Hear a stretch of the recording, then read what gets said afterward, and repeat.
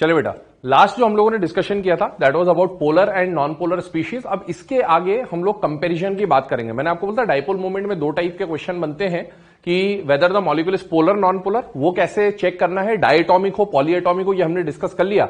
और दूसरा पॉइंट ये आता है कि जो स्पीशीज हैं है ना, उनमें कंपैरिजन कि किसका डाइपोल मूवमेंट ज्यादा या कम। तो डायटोमिक में सीधा सा अप्रोच बताया था, डेल्टा ईएन ज्यादा तो डाइपोल मूवमेंट ज्यादा।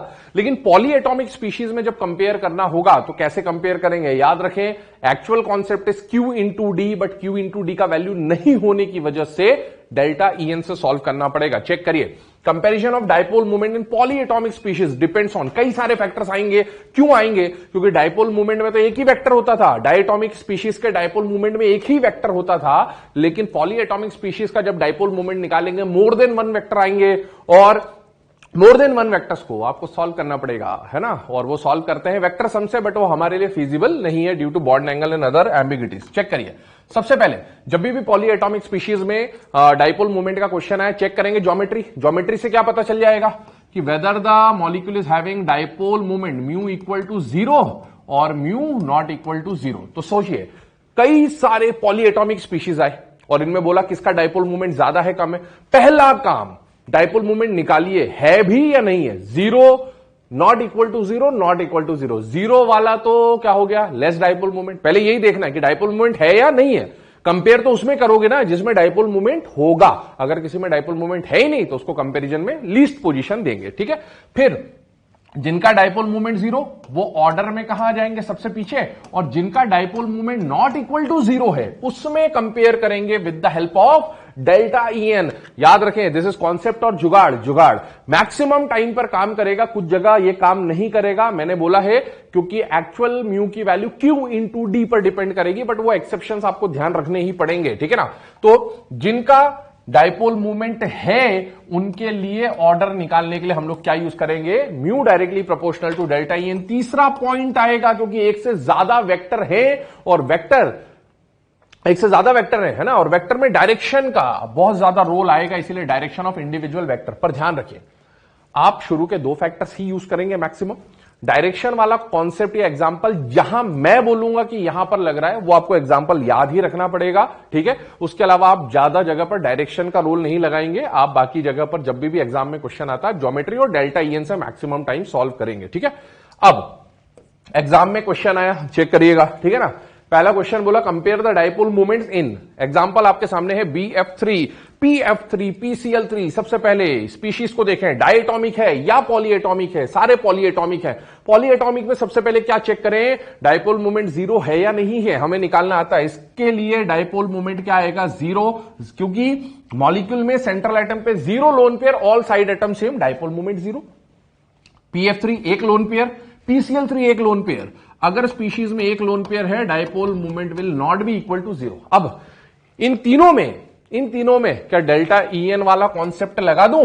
नहीं, डेल्टा ईएन केवल किसमें लगेगा, PF3 और PCl3 में, क्योंकि जिसमें डाइपोल मूवमेंट है ही नहीं उसमें डेल्टा ईएन मत लगाना, वरना ऑर्डर में चेंजेस आ जाएंगे, ठीक है ना। तो बेटा सबसे मिनिमम पे कौन चला जाएगा, BF3। क्यों? क्योंकि इसका डाइपोल मूवमेंट क्या है, 0, इसको भूल जाइए। अब जो बचे हुए दो केसेस हैं उनमें हम क्या लगाएंगे, डेल्टा ईएन। अब डेल्टा ईएन निकालें, फ्लोरीन का ईएन 4, फॉस्फोरस का ईएन 2.1 तो 1.9 आ गया, क्लोरीन का ईएन 3 और फॉस्फोरस का 2.1 तो 0.9 आ गया। This is 1.9, this is 0.9। जिसका डेल्टा ईएन ज्यादा उसका डाइपोल मूवमेंट ज्यादा, तो यहां आ जाएगा PCl3 और फिर आ जाएगा PF3। This is the order, ठीक है ना। आगे बात कर रहे हैं CH4 NH3 H2O, ध्यान से देखें, है ना। मैंने आपको बोला हम एनसीईआरटी में टेबल में एक वैल्यूज दे रखी हैं, उन वैल्यूज के ही एग्जांपल्स मेनली डिस्कस करेंगे, क्योंकि एग्जाम में प्रीवियस ईयर में आप देखेंगे तो उसके बाहर से क्वेश्चन नहीं आता है, इसीलिए ज्यादा दिमाग लगाने की जरूरत नहीं है। CH4 NH3 H2O डायटोमिक है या पॉलीएटोमिक है, पॉलीएटोमिक है। सबसे पहले चेक करिए डाइपोल मूवमेंट 0 या नॉट इक्वल टू 0, इसका डाइपोल मूवमेंट 0। NH3 एक lone pair, not equal to 0। H2O दो लोन पेयर, पर याद करें 2 या 2 से ज्यादा लोन पेयर में स्ट्रक्चर से चेक करते हैं। H2O ऑलरेडी हमने चेक किया हुआ है, दैट वाज पोलर मॉलिक्यूल, है ना, पोलर सॉल्वेंट, याद करें यूनिवर्सल सॉल्वेंट बोला था। अब देखें इसका डाइपोल मूवमेंट CH4 का 0 है तो सबसे कम। अब जिनका नॉट 0 है, नॉट इक्वल टू 0 है, उसमें क्या लगाऊंगा, डेल्टा ईएन। डेल्टा ईएन निकालें तो नाइट्रोजन 3, हाइड्रोजन 2.1, है ना, और ऑक्सीजन 3.5, हाइड्रोजन 2.1। हमेशा पॉजिटिव वैल्यू लेना आपको, ठीक है। जिसका डेल्टा EN ज्यादा उसका डाइपोल मूवमेंट भी जनरली आपको क्या मिलेगा, ज्यादा। Delta EN is not an concept, not a concept, it is a जुगाड़, ध्यान रखिए। चलिए ये ऑर्डर आ गया, आगे मूव कर रहे हैं नेक्स्ट एग्जांपल पे। NH3SO2, ध्यान से देखें, डायटॉमिक है या पॉलीएटॉमिक है बेटा, पॉली। चेक करिए डाइपोल मूवमेंट 0 या नॉट इक्वल टू 0, तो इसका dipole movement not equal to 0, एक लोन पेयर। SO2 में भी एक lone pair, not equal to 0। अगर dipole movement not equal to 0 है, क्या लगाऊंगा, डेल्टा EN। डेल्टा EN लगाइए 3 - 2.1 और सल्फर इज 2.5, ऑक्सीजन इज 3.5, 3.5 - 2.5 1, 3 - 2.1 0.9। तो बेटा डाइपोल मूवमेंट डेल्टा EN के बेसिस पे किसका ज्यादा आ जाएगा, SO2 का। चलिए आगे मूव कर रहे हैं। H2O, H2S, H2SE, ध्यान से सुने। सबसे पहले डाइपोल मूवमेंट चेक करें, नॉट इक्वल टू 0 है ना। H2O के बारे में जानते हैं, क्या H2O, H2S, H2SE same group के हाइड्राइड्स है या नहीं है? तो अगर बेटा एक पोलर है तो जनरली ग्रुप के जो मॉलिक्यूल्स बनते हैं, स्पीशीज बनते हैं, उनकी प्रॉपर्टी सेम होती है, तो सेम बेसिस पे है ना इन सबका बेंट स्ट्रक्चर बनेगा, वी शेप स्ट्रक्चर बनेगा, तो सब नॉट इक्वल टू 0 है। अब अगर dipole movement not equal to 0 compare करना है, तो कंपेयर कैसे करें, तो कंपेयर करने के लिए कॉन्सेप्ट क्या है, डेल्टा EN, ठीक है ना, जुगाड़, सॉरी है ना, जुगाड़ क्या है, डेल्टा EN। तो बेटा H2O, H2S में तो हम कंपेयर करेंगे क्योंकि हमें ऑक्सीजन और सल्फर का EN पता होता है। आपको सेलेनियम का EN नहीं पढ़ाया गया क्लास में, है ना। हम लोग जनरली जब EN की बात करी थी, याद करें, सेकंड पीरियड और थर्ड पीरियड की बात करी थी, और हैलोजन वाले ग्रुप की बात करी थी या फर्स्ट वाले ग्रुप की बात करी थी। सेलेनियम के बारे में डिस्कशन नहीं करते क्योंकि काम नहीं आता, ठीक है। ये भी हमने एडिशनल लिया है, आपको एनसीईआरटी में H2O, H2S दिया है, पर H2SE नहीं दिया, बट उससे मिलता जुलता केस है, इसीलिए हम इसको इंक्लूड कर रहे हैं। बट सीधा सा कॉन्सेप्ट है। H2O, H2S down the group जाने, EN का डिफरेंस आप निकाल सकते हैं, ऑक्सीजन का 3.5 - 2.1 है ना, ऐसा आ जाएगा। Sulphur is 2.5 - 2.1। तो आप देखें इधर से इधर जाने पर EN का वैल्यू, डेल्टा EN का वैल्यू क्या हो रहा है, डिक्रीज हो रहा है। This is 1.4, this is 0.4। तो आप सेम ट्रेंड लगा दें, डेल्टा EN क्या होता जाएगा, डिक्रीज होता जाएगा। डेल्टा EN डिक्रीज होगा तो डाइपोल मूवमेंट भी क्या हो जाएगा, डिक्रीज हो जाएगा। या फिर oxygen, sulphur, selenium down the group जाने पर EN जनरली, ट्रेंड याद करें, EN जनरली डिक्रीज होगा। अब H2O, तो EN डिक्रीज हो रहा है, तो जब मैं कांस्टेंट यहां पर दूसरा साइड एटम ले रहा हूं, दैट इज हाइड्रोजन, तो बेटा डेल्टा EN भी डिक्रीज होता जाएगा, और डेल्टा EN डिक्रीज हो रहा है तो म्यू भी डिक्रीज हो जाएगा। ये इसका कॉन्सेप्ट आ जाता है। चलिए अगला H2O-OF2, कौन आ गया बेटा, H2O-OF2। चेक करें, सॉल्व करें। सबसे पहले डाइपोल मूवमेंट की बात करें तो चेक करिए, डायटॉमिक है या पॉलीएटॉमिक है, पॉलीएटॉमिक है। इसका डाइपोल मूवमेंट 0 या not equal to 0, not equal to 0। OF2 dipole movement 0 होगा, नॉट इक्वल टू 0 होगा। चेक करना है, कैसे चेक करें, है ना, इसको हम निकाल रहे हैं अभी, ये 0 समझिएगा नहीं, है ना, इक्वल है नॉट इक्वल टू कैलकुलेट कर रहे हैं। हाइब्रिडाइजेशन आप लोग जानते हैं, स्ट्रक्चर से चेक करना होता है। जब भी एक से ज्यादा लोन पेयर आते हैं, तो यहां 2 लोन पेयर है, OF2 ऐसा स्ट्रक्चर बन जाएगा।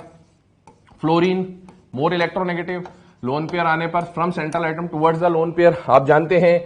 जब इसको सॉल्व करेंगे तो इन दोनों का रिजल्टेंट वेक्टर इधर आएगा और इन दोनों का रिजल्टेंट वेक्टर इधर आएगा।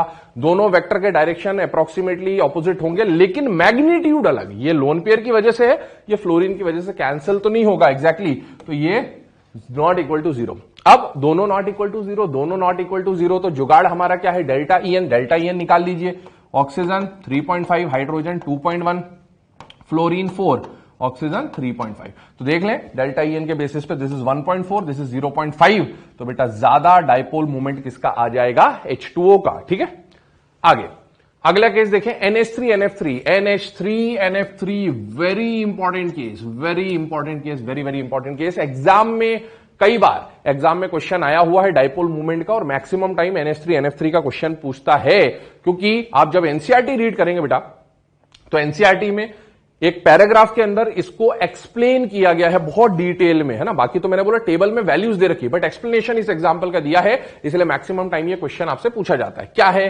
क्वेश्चन, देखें पहले हम जनरल अप्रोच समझ लेते हैं। जनरल अप्रोच क्या, डाइपोल मूवमेंट एक लोन पेयर है नॉट इक्वल टू 0, एक लोन पेयर है नॉट इक्वल टू 0। जब एक एक लोन पेयर होता है तो dipole movement not equal to 0 आता है। नॉट इक्वल टू 0 में फिर हम लोग क्या निकालते हैं बेटा, डेल्टा EN। ध्यान से सुने, डेल्टा EN अगर निकालोगे 3 - 2.1 0.9 एंड 4 - 3 कितना आएगा 1। जिसका डेल्टा ईएन ज्यादा उसका डाइपोल मूवमेंट क्या होना चाहिए? ज्यादा। मतलब इसके अकॉर्डिंगली जो डेल्टा ईएन का कॉन्सेप्ट है उसके अकॉर्डिंगली जो रिजल्ट आना चाहिए वो ये आना चाहिए, है ना, this should be result.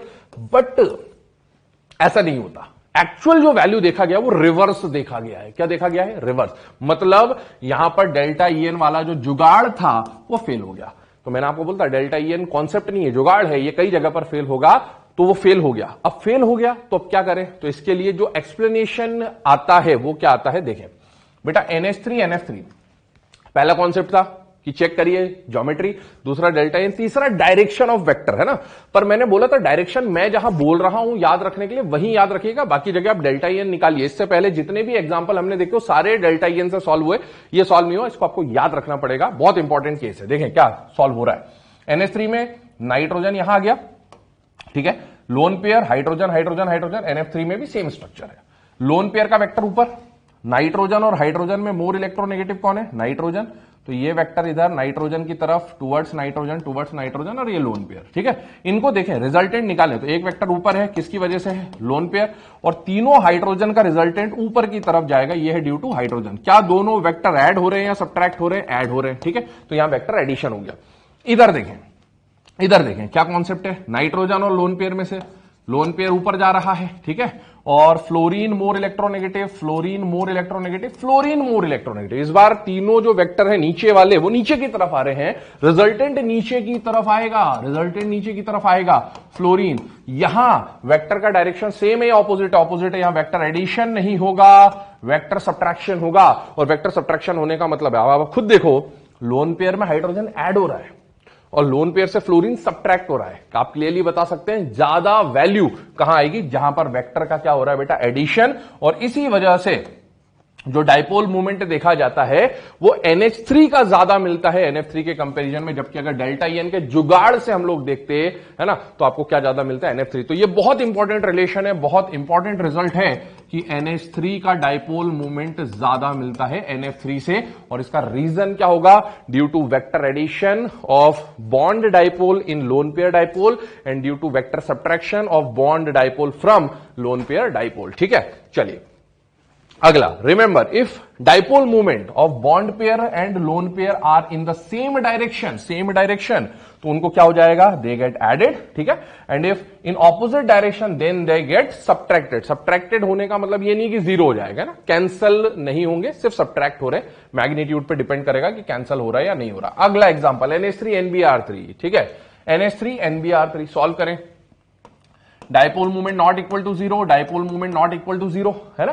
Dipole movement not equal to zero आया तो सेकंड जो जुगाड़ लगाते क्या लगाते हैं? डेल्टा ईएन में 3 माइनस 2.1 कितना आ गया? 0.9। नाइट्रोजन 3, है ना। और ब्रोमीन को याद करें, है ना, तो याद करें फ्लोरीन क्लोरीन ब्रोमीन, तो ब्रोमीन होता था 2.8, यहां पर कितना आ गया? 0.2। जिसका डेल्टा ईएन ज्यादा उसका डाइपोल मूवमेंट ज्यादा। क्या ये फैक्ट यहां पर लग रहा है? लग रहा है। तो इसमें डायरेक्शन की जरूरत नहीं। तो मैंने बोला डायरेक्शन जहां बोल रहा हूं वो कुछ केसेस होंगे, उन्हीं में याद रखना, otherwise maximum time delta EN से सॉल्व हो जाएगा। ये इसका रिलेशन आ जाता है। आगे NH3 PH3, ध्यान से देखेंगे, अगेन सेम ग्रुप है NH3 PH3, dipole movement not equal to zero, 1 lone pair, dipole movement not equal to zero, 1 lone pair.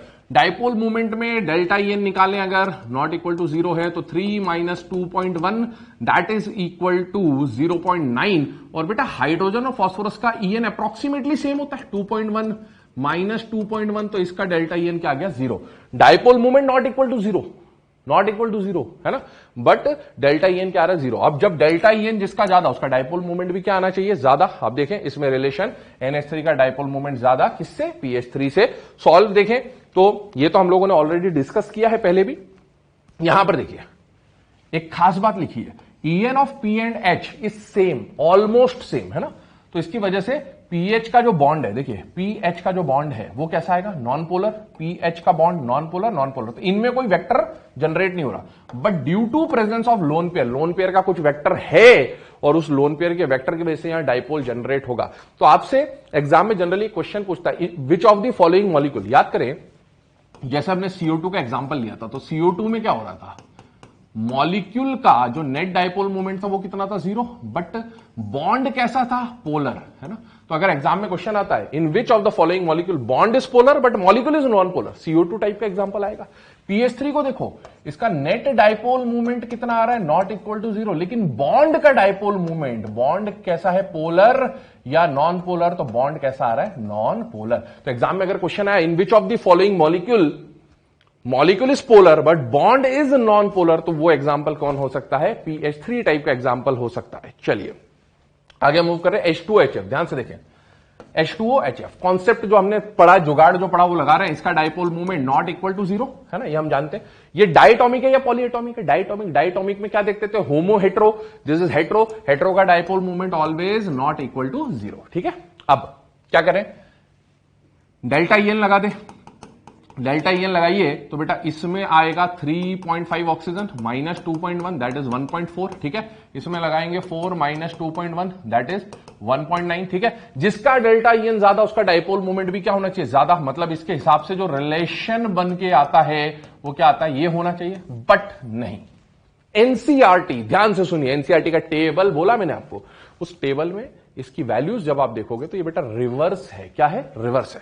तो रिवर्स जो वैल्यू है वो उसके हिसाब से अगर मैं बात करूं तो ये एक एक्सेप्शनल केस बन जाएगा, और इस ऑर्डर को आपको वैल्यू बेस्ड याद रखना है कि H2HF में वैसे डेल्टा EN के अकॉर्डिंगली कौन होना चाहिए, ज्यादा, HF, लेकिन वो होता नहीं क्योंकि एनसीईआरटी की जो वैल्यूज है ना, एनसीईआरटी बेस्ड बात कर रहा हूं, तो H2O का डाइपोल मूवमेंट ज्यादा दे रखा है, तो आप ध्यान रखेंगे this is value based case, ठीक है। जैसा NH3 NF3 की बात करी थी वैसे ही कुछ केस यहां देखने को मिल रहा है आपको। चलिए आगे बात कर रहे हैं, some important orders of dipole movement value based. एक पिछला वैल्यू बेस्ड ऑर्डर हमने देखा H2OHF का, वैसे ही कुछ और केसेस हैं, CH3F, CH3Cl, CH3Br, CH3I। I hope organic chemistry में भी आपने प्रीवियस ईयर पढ़ा होगा, इस साल भी हो सकता है डिस्कस किया हो सर ने क्लास में। तो बेटा ये जो हेलो एल्केन्स होते हैं, है ना, इन सब में आपको जो ऑर्डर मिलना चाहिए था वो ऑर्डर एक्चुअल में क्या होना चाहिए था, CH3F on the basis of delta EN, फिर कौन आना चाहिए था, CH3Cl, फिर कौन आना चाहिए था, CH3Br, और फिर कौन आना चाहिए था, CH3I। पर इन दोनों का वैल्यू आपस में क्या हो गया है, एक्सचेंज हो गया है, और उसका जो रीजन दिया जाता है, हम लोग जानते हैं किसी का भी डाइपोल मूवमेंट का जो एक्चुअल वैल्यू है वो किस पे डिपेंड करता है, Q इंटू डी पे। डेल्टा EN से ये ऑर्डर आना चाहिए था, बट इसमें डेल्टा EN वाला कॉन्सेप्ट, मतलब चार्ज वाला कॉन्सेप्ट फेल होता है, और इसमें डोमिनेट, इन दोनों के केस में डोमिनेट कौन करता है, डिस्टेंस, और कार्बन क्लोरीन का जो बॉन्ड लेंथ है, डिस्टेंस है, वो बढ़ जाता है ना, और उसकी वजह से इसका म्यू ज्यादा हो जाता है और इसका म्यू क्या हो जाता है, कम। इस वजह से ये एक्सेप्शनल ऑर्डर है, वैल्यू बेस्ड ऑर्डर है, ध्यान रखिए, बहुत इंपॉर्टेंट केस है बेटा। सेकेंड केस ध्यान से देखिए, CCl4 है ना, एनसीईआरटी में मैंने बोला टेबल में वैल्यूज दे रखी, CH3Cl गिवन है, CCl4 गिवन है, तो इन दोनों क्लोरोमीथेन के बीच में है ना, हम लोग अगर बात करें तो ये और आ सकते हैं, तो आप देख सकते हैं, है ना, ये ऑर्डर हमने अपनी तरफ से डाले हैं, वैल्यूज अपनी तरफ से डाले, तो इसका एक ऑर्डर अगर पूछा जाए एग्जाम में तो बेटा जब भी इसको और इसको कंपेयर करने का बोलेगा, बहुत सिंपल है, इसका डाइपोल मूवमेंट 0, इसका नॉट इक्वल टू 0, वैल्यू मुझे नहीं पता है ना, मैंने तो वैल्यू बेस्ड जो गिवन है बुक्स में वो लिया है, पर इन दोनों को तो हम सॉल्व कर सकते हैं, किसका डाइपोल मूवमेंट ज्यादा या कम। बट इसी से मिलते जुलते बेटा ये क्लोरोमीथेन वाले एग्जाम्पल भी आ सकते हैं, और ये अगर आ जाए तो आपको पता होना चाहिए। देखिए सीधा सा जो याद करने का तरीका रहेगा, जैसे इसका 0 है और इसका नॉट इक्वल टू 0, तो आप देखें इधर 4 क्लोरीन है, उधर 1 क्लोरीन है, क्लोरीन की वैल्यू जैसे जैसे डिक्रीज हो रही है, जो डाइपोल मूवमेंट का वैल्यू है वो बढ़ता जा रहा है। This is again a value based order, ठीक है, तो इनको ध्यान रखें, बहुत इंपॉर्टेंट केस है। आगे, which of the following compound has maximum dipole movement, देखें मैक्सिमम डाइपोल मूवमेंट, सबसे पहले polyatomic, polyatomic, polyatomic, polyatomic, check करें individual dipole movement, this is 0, this is 0, this is 0, क्यों 0 हो गए, सेंट्रल एटम पे 0 lone pair, all side atom same, all side atom same, all side atom same, इसमें एक lone pair है, मतलब not equal to 0, तो मैक्सिमम डाइपोल मूवमेंट ऑब्वियसली किसका हो जाएगा, NF3 का, क्योंकि इसका डाइपोल मूवमेंट क्या आ रहा है, नॉट इक्वल टू 0। चलिए बेटा, ये एग्जांपल देखने के बाद नेक्स्ट जो पॉइंट हम लोग डिस्कस कर रहे हैं दैट इज अबाउट, अभी तक हम लोगों ने जो बात करी मेनली वो है ना एरोमेटिक और नॉन एरोमेटिक की बात करें तो हम लोगों ने ओपन चेन कंपाउंड्स की बात करी है, अभी हम एरोमेटिक कंपाउंड्स की बात करने वाले हैं, ठीक है। ये बेसिकली आपके ऑर्गेनिक केमिस्ट्री का पार्ट होता है, बट कुछ एग्जांपल हम लोग ले रहे हैं जो जनरली यूज में आता है। आप लोग जब 11th में ऑर्गेनिक केमिस्ट्री स्टार्ट करते हैं, हकल्स रूल, एरोमेटिक कंपाउंड्स की जब बात आती है तो आपको बेंजीन, नैफ्थलीन, एंथ्रासीन एग्जांपल दिए हैं, तो उसी से रिलेटेड हम कुछ केसेस डिस्कस कर रहे हैं, ध्यान से देखिए। पहला वाला केस देखें, आपको क्या दिख रहा है बेटा, बेंजीन, ठीक है, हम लोग जानते हैं बेंजीन में यहां carbon carbon carbon carbon carbon carbon है, और हर कार्बन से कौन जुड़ा हुआ है? एक एक हाइड्रोजन है, hydrogen hydrogen hydrogen hydrogen hydrogen hydrogen. अब आपसे पूछा कि बेंजीन का डाइपोल मोमेंट जीरो या नॉट इक्वल टू जीरो, तो बेंजीन का डाइपोल मोमेंट क्या होता है बेटा? जीरो, ठीक है ना। कैसे जीरो हो गया? तो ये जो CH वाला बॉन्ड होता है, इसका डाइपोल इस CH से कैंसिल होता है, ऑपोजिट होते हैं, इक्वल एंड ऑपोजिट, यहां का यहां से कैंसिल होता है और इसका इससे कैंसिल होता है, तो नेट डाइपोल मोमेंट क्या आ जाता है? जीरो, इवन, ठीक है ना। यहां पर देखें, ये जो कार्बन होगा इसमें कोई बॉन्ड या डाइपोल डेवलप ही नहीं होगा। क्यों डेवलप नहीं होगा? क्योंकि यहां कोई हाइड्रोजन नहीं है, ठीक है, और साथ ही दोनों का EN, दोनों कार्बन का EN सेम होगा, तो कोई डाइपोल डेवलप नहीं होगा। सेम यहां पर कोई डाइपोल डेवलप नहीं होगा। बट इसके अलावा ये डाइपोल इससे कैंसिल होगा CH का, ये डाइपोल इससे कैंसिल होगा, ये डाइपोल समवॉट इससे कैंसिल होता है और ये डाइपोल समवॉट इससे कैंसिल होता है। नेट डाइपोल मोमेंट इसका भी जीरो, और सिमिलरली इस मॉलिक्यूल का डाइपोल मोमेंट भी कितना आ जाता है? जीरो। इवन याद करें, बेंजीन, मैंने बोला था पोलर नॉन पोलर सॉल्युबिलिटी की जब बात करते हैं तो बेंजीन कैसा सॉल्वेंट होता है बेटा? नॉन पोलर सॉल्वेंट होता है। नॉन पोलर होने का मतलब है डाइपोल मोमेंट क्या होना चाहिए? जीरो। चलिए आगे, एरोमेटिक कंपाउंड या बेंजीन की बात करें मेनली, तो बेंजीन में हम लोग देखते हैं सब्स्टिट्यूशन जब हम करते हैं तो हमें मोनो सब्स्टिट्यूटेड और डाई सब्स्टिट्यूटेड बेंजीन्स के बारे में भी डिस्कस करना होता है। तो मोनो सब्स्टिट्यूटेड मतलब क्या? जो 6 हाइड्रोजन है उनमें से किसी एक पोजीशन के हाइड्रोजन को हटाकर हम किसी दूसरे ग्रुप से, सब्स्टिट्यूएंट ग्रुप से रिप्लेस कर दें तो उसे बोलते हैं मोनो सब्स्टिट्यूटेड बेंजीन। जैसे इसमें एक हाइड्रोजन हटा के मैंने क्या लगा दिया? Cl, एक हाइड्रोजन हटा के क्या लगा दिया बेटा? है ना, CH3 ग्रुप, और एक हाइड्रोजन हटा के क्या लगा दिया? OH या अल्कोहल ग्रुप। आप जानते हैं इसे क्लोरोबेंजीन, इसे टॉल्यूइन, है ना, और इसे क्या बोला जाता है बेटा? फिनॉल भी बोला जाता है। अब चेक करें dipole movement.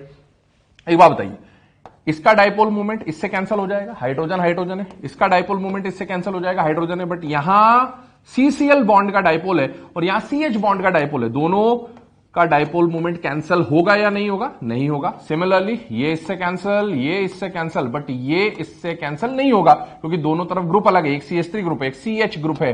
Dipole movement not equal to zero, and similarly आप जानते हैं इसका डाइपोल मूवमेंट भी क्या हो जाएगा? नॉट इक्वल टू जीरो, ठीक है। This was about mono substituted benzene. Generally mono substituted benzene जो होंगे उसमें डाइपोल मूवमेंट आपको नॉट इक्वल टू जीरो ही देखने को मिलता है। चलिए सेकेंड केस, इसी में डाई सब्स्टिट्यूटेड बेंजीन। कौन सा बात कर रहे हैं बेटा? Di substituted benzene. Di substituted benzene का मतलब क्या? बेंजीन में से 2 हाइड्रोजन हटा के 2 ग्रुप लगा दिए। अब दोनों ग्रुप सेम भी हो सकते हैं, अलग अलग भी हो सकते हैं। अभी हम लोग जनरली पहले सेम ग्रुप्स लेकर चल रहे हैं। और दूसरा, आप जानते हैं डाई सब्स्टिट्यूटेड बेंजीन में 3 तरह की पोजीशन बन सकती है, ऑर्थो, मेटा और पैरा, मतलब 1 2 1 3 और 1 4। अभी जनरली हम लोग पैरा वाले केसेस को डिस्कस कर रहे हैं, ध्यान से समझिएगा, ठीक है। अभी एरोमेटिक कंपाउंड में Cl Cl, ठीक है। डाई क्लोरोबेंजीन की बात करें बेटे, यहां कौन सा बॉन्ड है? CH, यहां कौन सा बॉन्ड है? CH, cancel, CH CH cancel, CCl CCl cancel, तो नेट डाइपोल मूवमेंट इसका क्या आ जाएगा? जीरो। बहुत इजीली समझ में आ रहा है भाई। CH CH से कैंसिल, CH CH से कैंसिल, यहां CCN, नेट डाइपोल मूवमेंट क्या हो जाएगा? कैंसिल, क्योंकि इक्वल एंड ऑपोजिट वेक्टर है, कैंसिल हो जाएंगे, जीरो आ जाएगा। सिमिलरली आप बताइए, यहां पर डाइपोल मूवमेंट और यहां पर डाइपोल मूवमेंट, भाई हाइड्रोजन हाइड्रोजन से कैंसिल, हाइड्रोजन हाइड्रोजन से कैंसिल, OH OH, क्या दोनों ग्रुप सेम है? यस। क्या हो जाना चाहिए? कैंसिल। नेट डाइपोल मूवमेंट क्या आना चाहिए? जीरो। सिमिलरली इसमें भी नेट डाइपोल मूवमेंट क्या आना चाहिए? जीरो, लेकिन ऐसा नहीं है, इनके डाइपोल मूवमेंट जीरो नहीं मिलते हैं, क्या मिलते हैं? Not equal to zero. ये क्या हो गया? तो बेटा आप देखो, यहां ग्रुप आपको क्या दिख रहे हैं? सेम दिख रहे हैं। तो सर जैसे यहां कैंसिल हुआ वैसे तो यहां भी कैंसिल होने चाहिए थे, बट नहीं हुए। क्यों नहीं हुए? ध्यान से सुनिएगा। कई लोग इसको बोल देते हैं कि यहां OH पे क्या है? लोन पेयर है, तो लोन पेयर की वजह से कैंसिल नहीं हुआ। बेटा लोन पेयर ओन पेयर का कोई केस नहीं है, ध्यान से समझिएगा क्या है एक्चुअल कॉन्सेप्ट। बेटा यहां तो एक सिंगल ग्रुप है तो कोई प्रॉब्लम नहीं है। यहां ग्रुप देखिए, मोनो एटॉमिक सब्स्टिट्यूएंट है या पॉली एटॉमिक सब्स्टिट्यूएंट है? पॉली एटॉमिक है, ठीक है ना। तो आप देखो CN में जो सेंट्रल एटम कार्बन है, आप उसका क्या निकालोगे? हाइब्रिडाइजेशन। क्या निकालोगे? हाइब्रिडाइजेशन। बेटा इस कार्बन का जब आप हाइब्रिडाइजेशन निकालोगे तो एक तो इस नाइट्रोजन से जुड़ा और एक इस कार्बन से जुड़ा है, तो इसका हाइब्रिडाइजेशन क्या आ जाएगा? sp। sp का मतलब ये हुआ कि ये जो CN है ना, sp का स्ट्रक्चर क्या बनता है? लीनियर। तो इस कार्बन से जो नाइट्रोजन होगा वो ऐसे लीनियरली जुड़ा होगा, ये कार्बन और ये नाइट्रोजन इस कार्बन से लीनियरली जुड़ा होगा, और यहां वाला भी CN इस तरह से लीनियरली जुड़ा होगा, और इस वजह से इसका जो डाइपोल आएगा और इसका जो डाइपोल आएगा वो इक्वल एंड ऑपोजिट होगा। इस वजह से ये तो आपस में कैंसिल है ही है, ये दोनों इक्वल एंड ऑपोजिट होने की वजह से कैंसिल, और नेट डाइपोल मूवमेंट इसका क्या आ गया? जीरो। पर इसमें जब OH में आप O का हाइब्रिडाइजेशन निकालोगे तो दैट हाइब्रिडाइजेशन sp3, या फिर मैं बात करूं कि स्ट्रक्चर की जब हम बात करेंगे तो इसका स्ट्रक्चर आपको क्या मिल जाएगा, बेंड शेप मिलेगा भाई, एक कार्बन और एक हाइड्रोजन, तो बेंड शेप बनेगा। बेंड शेप होने की वजह से इसका कंडीशन कुछ ऐसा बनता है, देखिए कैसा बनता है, यहां O आ गया, यहां H आ गया, यहां O आ गया, यहां H आ गया, तो ये एक और ये दो, ये बेंड शेप, या ये एक कार्बन और ये हाइड्रोजन, बेंड शेप है।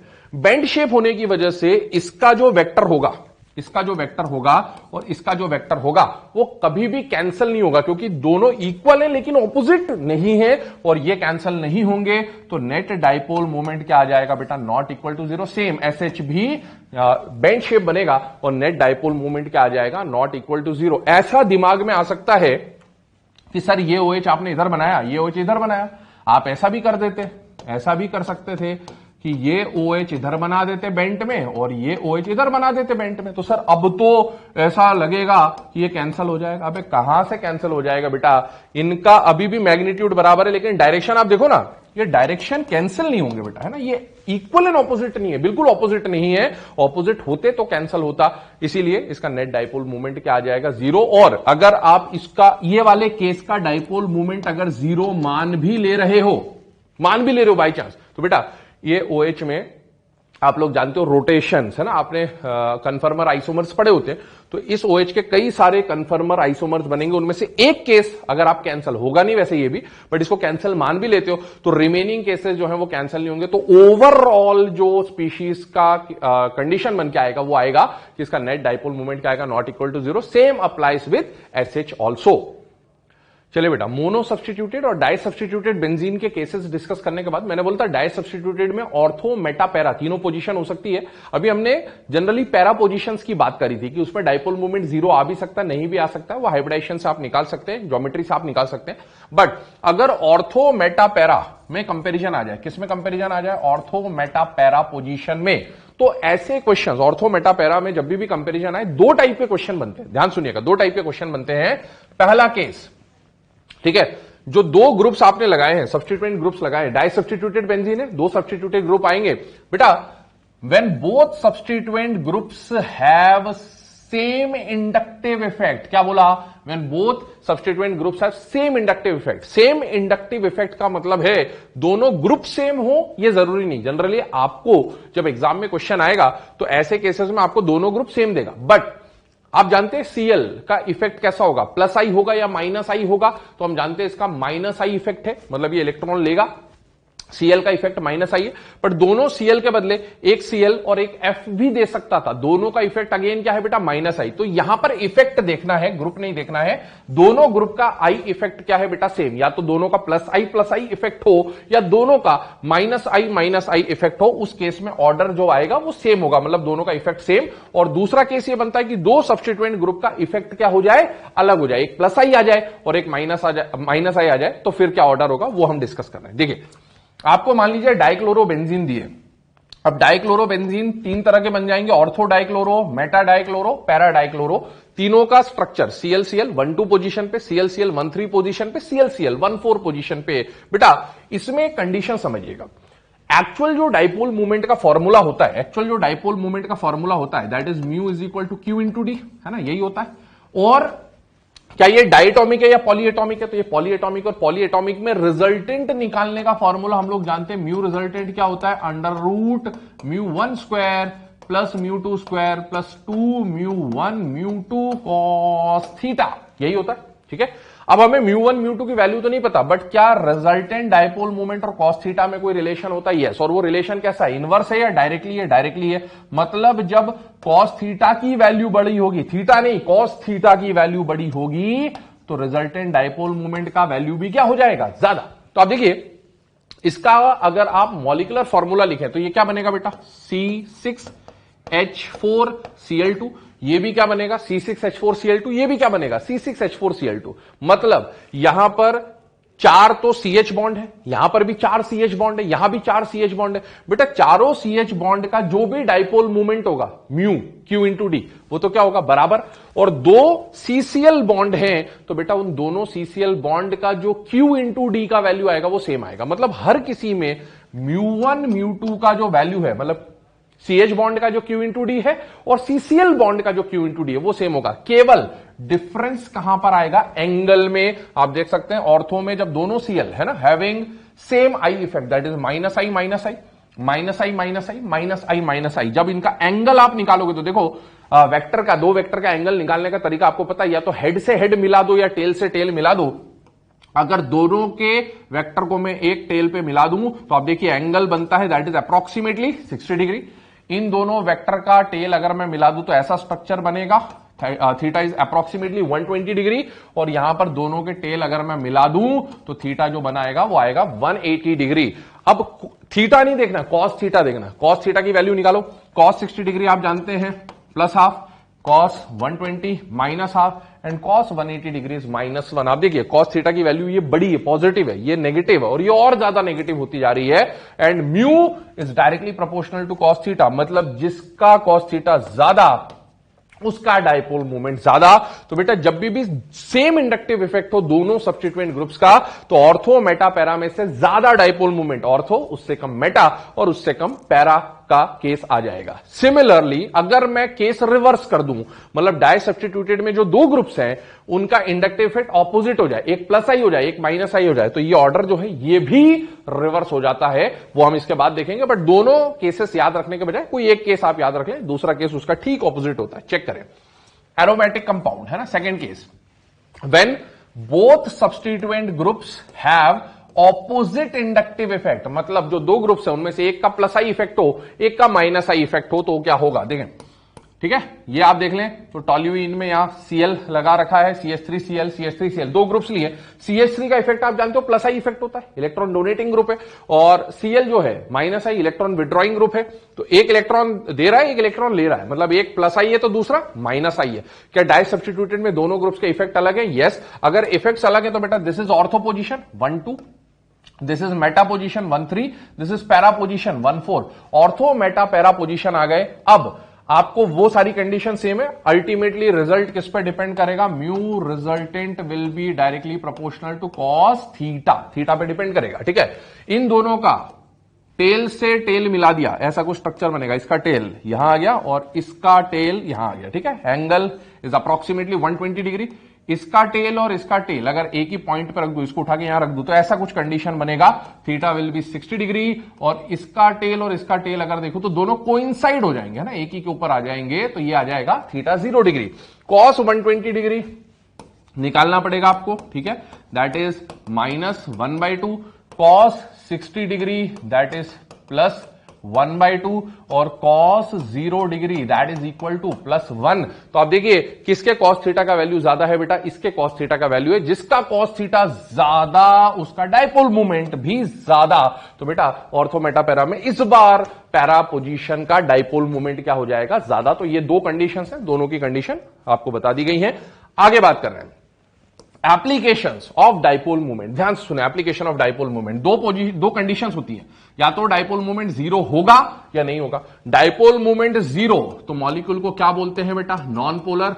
और ऐसे मॉलिक्यूल्स को एक और नाम दिया जाता है, क्या बोलते हैं बेटा, सिमेट्रिकल मॉलिक्यूल। क्या बोलते हैं बेटा, सिमेट्रिकल मॉलिक्यूल। नॉन पोलर मतलब इलेक्ट्रॉन डेंसिटी मॉलिक्यूल के अंदर ओवरऑल सारी इलेक्ट्रॉन डेंसिटी सिमेट्रिकली डिस्ट्रीब्यूटेड है, आपस में उनका इफेक्ट कैंसिल हो जाता है। और ये क्या हो जाता है, पोलर। पोलर मतलब डेवलप होगी चार्ज डेंसिटी, है ना, डेल्टा प्लस डेल्टा माइनस आएगा।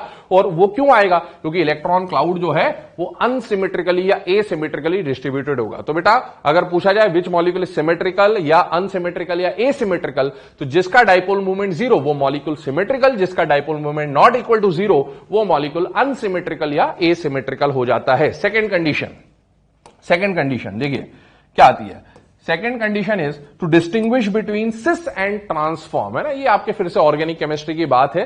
तो आप लोगों ने 11th में ऑर्गेनिक केमिस्ट्री में सिस और ट्रांस के डाइपोल मूवमेंट के बारे में वैल्यू दिया जाता है आपको। ठीक है, कंडीशन बताया जाता है, क्या है देखिए, दोनों ग्रुप सेम साइड है सिस फॉर्म, दोनों ग्रुप ऑपोजिट साइड है ट्रांसफॉर्म। ठीक है, अब सिस और ट्रांस में बेटा इसका डाइपोल मूवमेंट CH का जो डाइपोल मूवमेंट है, ठीक है, और इस CH का जो डाइपोल मूवमेंट है उधर CCl और CCl का डाइपोल मूवमेंट है। ठीक है, इधर CH में ये गया डायरेक्शन, इधर CCl में ये गया डायरेक्शन, तो बेटा ये जो डायरेक्शन है ये तो आपस में क्या हो जाएंगे बेटा, कैंसल आउट, क्योंकि इक्वल ऑपोजिट है। तो इसका नेट डायपोल मोमेंट 0 या समवॉट नियर टू 0 आएगा।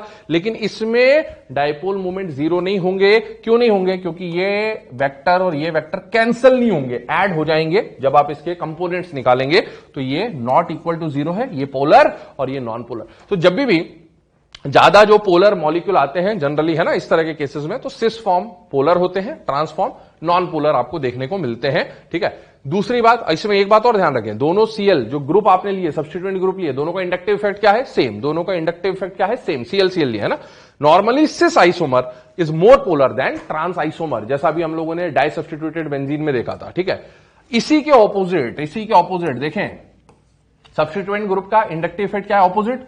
सब्स्टिट्यूएंट ग्रुप्स का इंडक्टिव इफेक्ट क्या है? ऑपोजिट होते ही ऑर्डर भी चेंज हो जाएगा। इस केस में ये इलेक्ट्रॉन डोनेटिंग ग्रुप है, ये इलेक्ट्रॉन विथड्रॉइंग ग्रुप है, दोनों के वेक्टर्स ऐड हो जाएंगे और यहां पर दोनों के वेक्टर्स ऐड नहीं हो पाएंगे जब कंपोनेंट्स आप देखेंगे। तो इस केस में when two groups have opposite inductive effect, then जो ट्रांसफॉर्म है वो जनरली आपको मोर पोलर देखने को मिलेगा। किससे? सिस फॉर्म से। आगे सुने, अगला जो एप्लीकेशन इसमें आता है that is to calculate percentage ionic character in covalent molecule.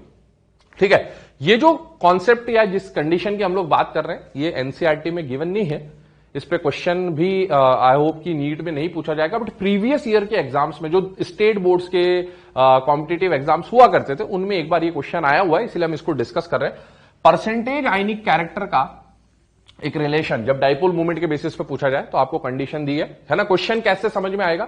तो आपको क्यू डी कुछ दिया होगा या डाइपोल मूवमेंट या परसेंटेज आयनिक कैरेक्टर देगा, तो वो रिलेशन समझ में आ जाना चाहिए आपको कि उससे रिलेटेड क्वेश्चन है।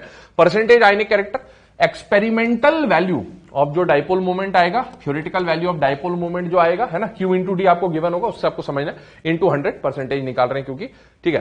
क्या कॉन्सेप्ट बन सकता है? देखिए, कैलकुलेट परसेंटेज आयनिक कैरेक्टर और चार्ज फ्रैक्शन, दोनों में से कैसा भी पूछ सकता है, in a molecule in which bond length, मतलब डी दे रखा है आपको, ठीक है ना, एंगस्ट्रॉम में, चार्ज दे रखा है मतलब क्यू दे रखा है, और क्यू और डी दे दे मतलब आपको समझ में आना चाहिए म्यू से रिलेटेड क्वेश्चन है, और म्यू से रिलेटेड अगर आयनिक कैरेक्टर निकालना है तो फॉर्मूला भी हमने देखा था ना, म्यू थ्योरेटिकल और ये एक्सपेरिमेंटल और थ्योरेटिकल वाला। ठीक है। अब देखें, given that experimental value of dipole moment, तो ये एक्सपेरिमेंटल दे दिया है आपको और थ्योरेटिकल आप निकाल सकते हैं, उससे सॉल्व करेंगे हम। कैसे सॉल्व करेंगे? देखिए, आयनिक कैरेक्टर म्यू ऑब्जर्व्ड, है ना, ये experimental upon mu theoretical. Observed जो वैल्यू है वो कितनी दे रखी है? 1.2 डिबाई, और डिबाई को ESU में चेंज करेंगे तो देखिए इंटू 10 टू द पावर -18, है ना, यहां पर आ जा रहा है।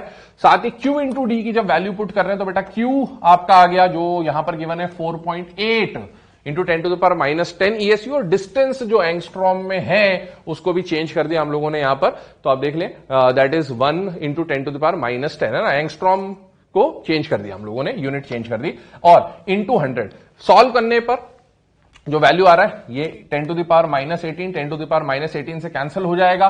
1.2 को 4.8 से डिवाइड किया तो बेटा 0.25 आएगा, परसेंटेज निकाला, दैट इज 25% आपको क्या मिल जाएगा? यहां पर आयनिक कैरेक्टर मिल जाएगा। तो ये प्रीवियस ईयर में आया हुआ एक क्वेश्चन है, बट इस तरह के क्वेश्चन आने की मुझे नहीं लगता कोई possibility, because it is not mentioned in NCERT. ठीक है।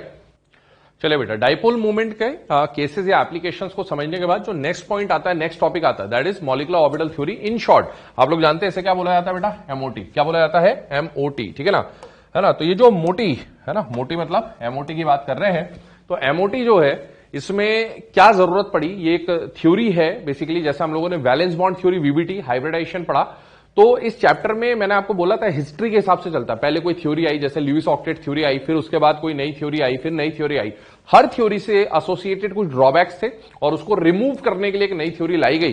तो याद करें, हमने डायटोमिक स्पीशीज के लिए जो थ्योरी मेनली पढ़ी थी वो क्या थी बेटा? वीबीटी। ठीक है ना। उसके बाद हमने पॉलीएटॉमिक के लिए क्या पढ़ा बेटा? हाइब्रिडाइजेशन। मॉलिक्यूलर ऑर्बिटल थ्योरी, ध्यान से सुनिएगा, मॉलिक्यूलर ऑर्बिटल थ्योरी वैसे तो डायटोमिक और पॉलीएटॉमिक दोनों के लिए एप्लीकेबल होता है। किस किस के लिए एप्लीकेबल होता है? Diatomic as well as polyatomic. लेकिन हमारे सिलेबस में जब भी हम बात करेंगे तो molecular orbital theory will be associated with diatomic species. तो पहला बात कि कब कौन सी थ्योरी लगानी है, तो बेटा अगर डायटोमिक स्पीशीज दिख रहे हैं। तो अब दो थ्योरी हो गई आपके पास, एक तो वीबीटी भी डायटोमिक के लिए था और एमओटी भी डायटोमिक के लिए। तो हमें कैसे पता चलेगा कब वीबीटी कब एमओटी? तो बेटा याद करें, वीबीटी में आपको बोला था जब भी सिग्मा का कंपेरिजन सिग्मा से, पाई का कंपेरिजन पाई से हो, क्या लगाना है? वीबीटी। लेकिन एक बॉन्ड में सिग्मा हो, एक बॉन्ड में सिग्मा पाई, इस तरह के मल्टीपल बॉन्ड ऑर्डर के केसेस आ जाएं, तब क्या लगाना होगा? एमओटी। और दूसरी बात, अगर डायटोमिक स्पीशीज में, है ना, ध्यान से सुने, डायटोमिक स्पीशीज में 1 से लेकर 20 इलेक्ट्रॉन के डायटोमिक स्पीशीज दिए हो। कैसे डायटोमिक स्पीशीज दिए हो?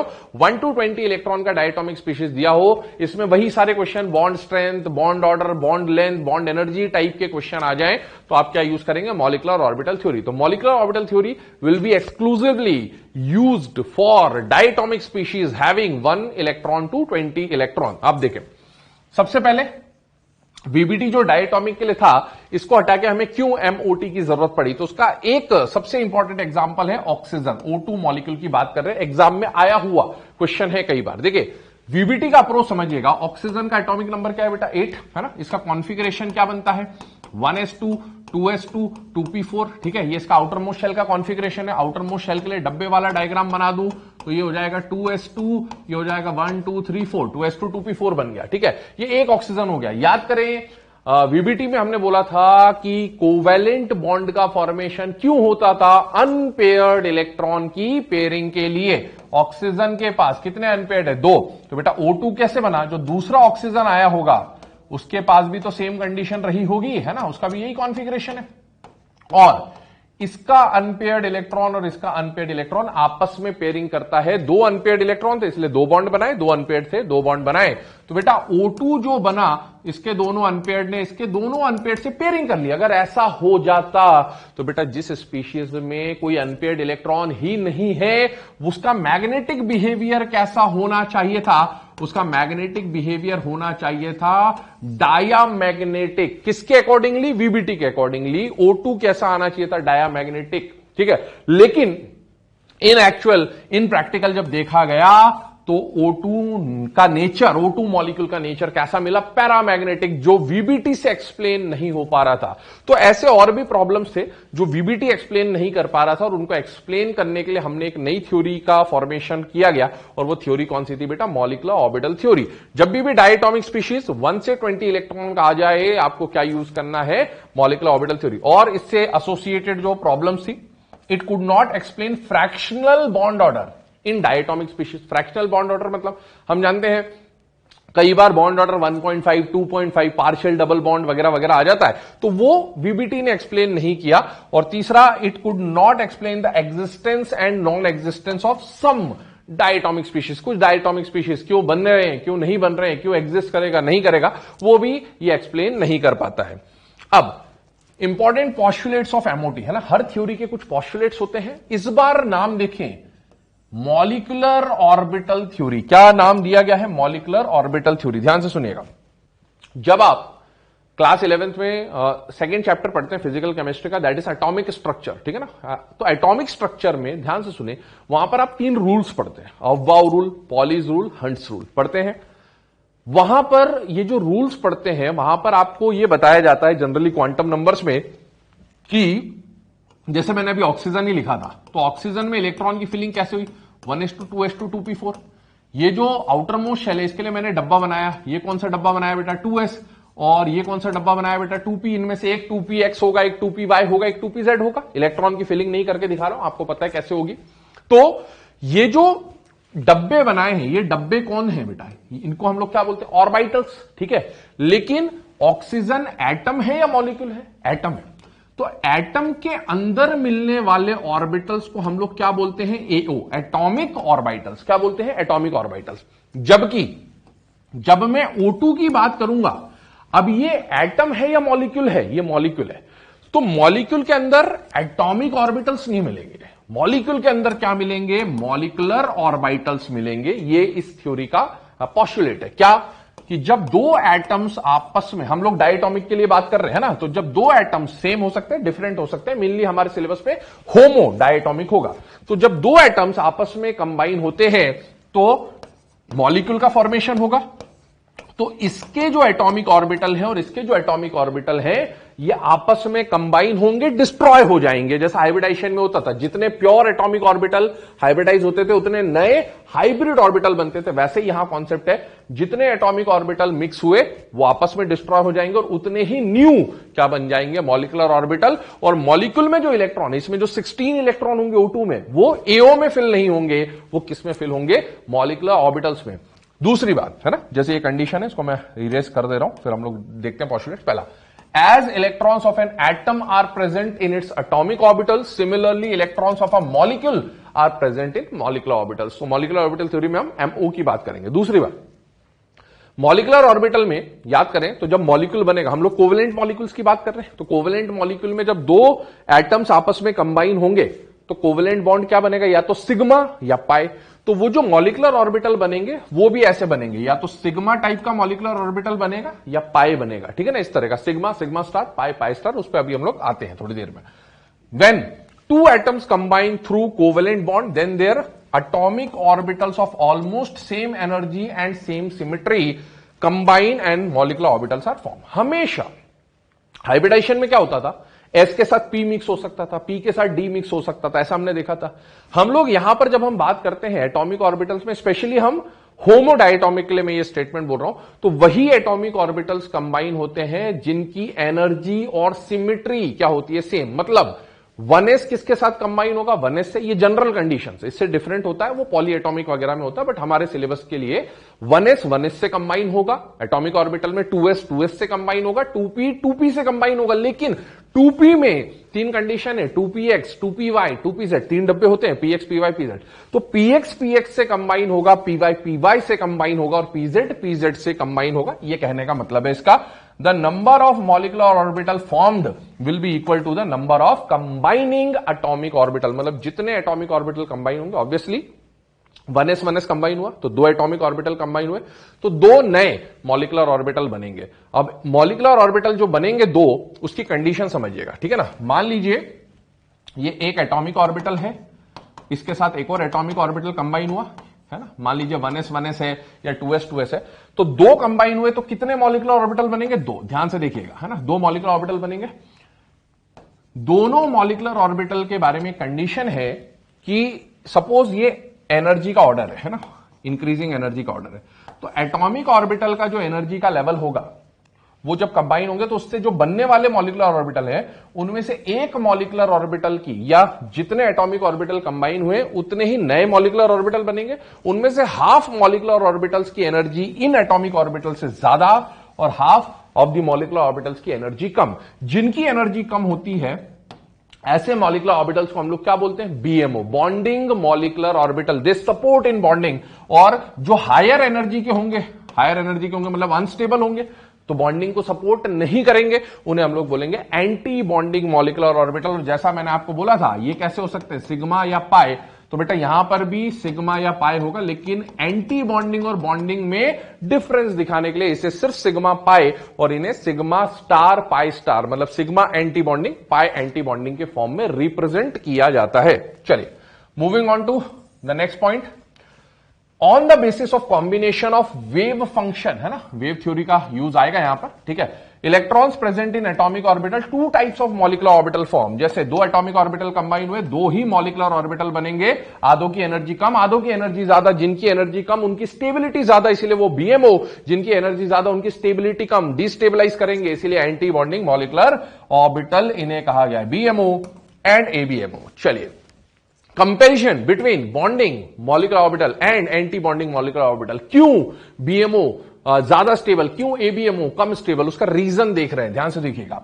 BMO is the result of combination of atomic orbital when there wave functions are in same phase. मान लीजिए हमने दो एटॉमिक ऑर्बिटल लिए, दो एटम्स लिए, है ना, A लिया, B लिया। होमोडायटॉमिक की बात कर रहे हैं, बट अभी डिफरेंस दिखाने के लिए मैं ऐसा लिख रहा हूं। इन दोनों ने मिलकर एक डायटॉमिक स्पीशीज बनाया।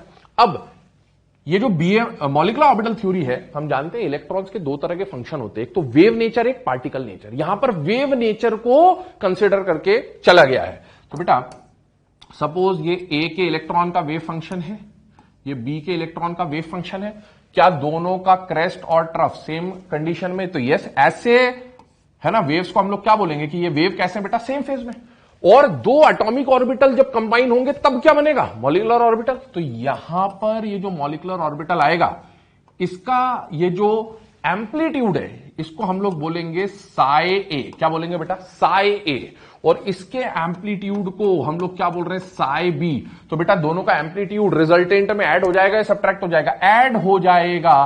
तो बेटा जो इसका रिजल्टेंट एम्पलीट्यूड आएगा that is psi A psi B. क्या दोनों सेम फेज में या ऑपोजिट फेज में, सेम फेज में। सेम फेज में होने का मतलब है इंटरफेरेंस कंस्ट्रक्टिव या डिस्ट्रक्टिव कंस्ट्रक्टिव। और कंस्ट्रक्टिव इंटरफेरेंस कब होता है, जब सेम फेज में होते हैं। तो बेटा जब भी कंस्ट्रक्टिव इंटरफेरेंस होगा, सेम फेज में ऑर्बिटल्स कंबाइन होंगे, तो बनने वाला मॉलिक्यूलर ऑर्बिटल हमेशा क्या बनेगा, बीएमओ। क्या बनेगा, बीएमओ। और बीएमओ का जो वेव फंक्शन होगा वो दोनों का एडिशन होगा। तो Sai A psi B Ed हो गए, साई ए प्लस साई बी आ गया। ध्यान से सुनना, जबकि एंटी बॉन्डिंग में रिवर्स होगा।